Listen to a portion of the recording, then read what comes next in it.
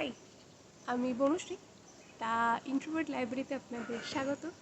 আজকে আমি কথা বলবো আমার একজন পছন্দের লেখকের একটি পছন্দের বইকে নিয়ে।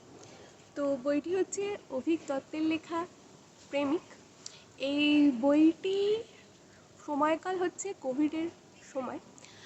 তো কোভিডের সময় মানুষের সাহায্যার্থে এক দল ছেলেপিলে তাদের নিজেদের জীবনের চিন্তা ছাড়াই নিজেদেরকে সঁপে দিয়েছিল। তারা রেড ভলেন্টিয়ার্স নামে খ্যাত। এই রেড ভলেন্টিয়ার্সেরই একজন ছিলেন নাসিম।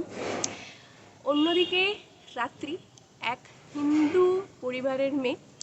তার সাথে নাসিমের এক অদ্ভুত সম্পর্ক সৃষ্টি হয় এবং সেখান থেকে শুরু হয় ধর্মের খেলা। ধর্ম অন্ধতা কী পরিমাণ গেলে এক সুস্থ স্বাভাবিক শিক্ষিত মানুষ কী পরিমাণ অবনতি তার হতে শুরু করে সেটা আমরা এই বইটা পড়লে দেখতে পাবো। একদিকে একদল মানুষ কোভিডের মতন এক মরণ ভাইরাসের সঙ্গে লড়ছে, অন্যদিকে একদল লোক নিজেদের মধ্যে লড়াই করছে ধর্ম করে।